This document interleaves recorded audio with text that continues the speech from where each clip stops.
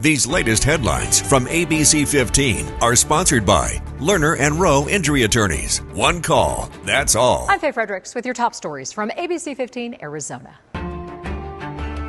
An update from our ABC15 investigators. The state health department is suing a former Arizona midwife involved in a home birth where both the mom and baby died last year. In June, Sarah Kankowitz surrendered her midwife license to the state after regulators threatened to revoke it. ABC15 has reported extensively about her case and how multiple families complained about her care before the state took action to stop her from practicing. Now, the state says Kankowitz continues to offer midwife services and clinical assessments, posting on social media about her business and even submitting lab tests in violation of her agreement with the state.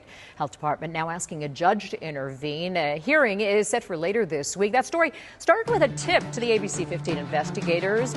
We want to hear your concerns. Email us or call the hotline on abc15.com/investigators and click on our midwives story for an interactive database where you can look up license history for all Arizona midwives. America votes. Arizonans will soon decide on a controversial border measure. The Arizona Supreme Court allowing Proposition 314 to move forward this week. Activist groups had challenged the measure. Proposition would make crossing the border illegally a state crime, allowing local law enforcement to make arrests and state courts to issue deportation orders. The Arizona Sheriff's Association helped write the measure. They say it allows the state to step in when federal authorities fall short, while the activist group Lucha insists it will promote racial profiling. I think that the people of Arizona, they want a say in this. They're very unhappy with the inaction that they've seen from Washington, D.C. Our communities are already over-policed. This is expanding stop and frisk, and this is yet another blow to our communities.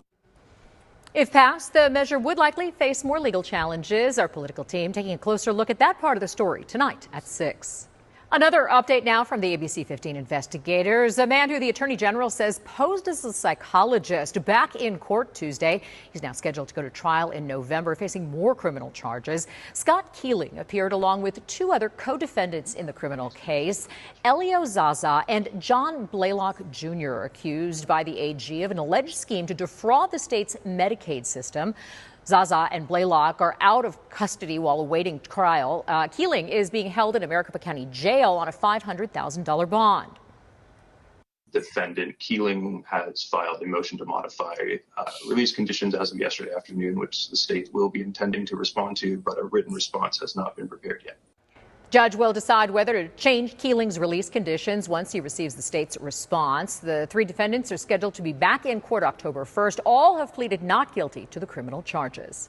Barrett-Jackson's fall auction in Scottsdale is right around the corner. It'll be going on from October 10th through the 13th at Westworld of Scottsdale. It's normally held in January, but organizers say it's such a success they want to hold it twice this year. At the event, you'll find exotic and custom cars, but there'll also be live music, food, and other attractions. For more details on what to expect, head to our website, abc15.com. As fall approaches, so does college athletics. Tomorrow night, the U of A women's soccer team will visit Grand Canyon University for the season opener. GCU is led by head coach Chris Sissel, who led the Lopes to three conference championships and 2 NCAA tournament appearances in 4 seasons. He's coached college soccer since 1999, despite being born without a left hand and forearm. He says the adversity he's faced allows him to help his players with their struggles.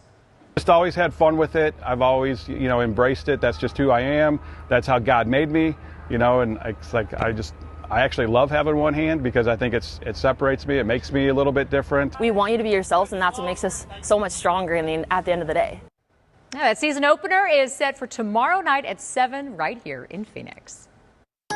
Tracking your forecast, I'm Chief Meteorologist Amber Sellens. It is going to be a hot day tomorrow. Phoenix only dropping to 90 degrees in the morning and then back up to 110 in the afternoon. We also have an ozone high pollution advisory in effect, so air quality is getting worse too. If you have any kind of respiratory issue like asthma, COPD, or bronchitis, you want to limit your time outside in the afternoon hours when that ozone pollution is peaking, or you may have health impacts like difficulty breathing, chest pain, or even congestion.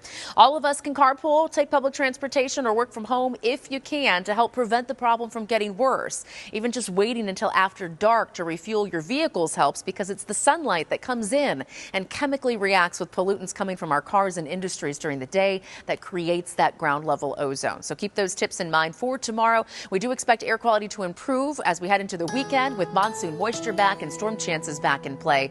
But the forecast remains hot near 110 with overnight lows in the upper 80s to low 90s.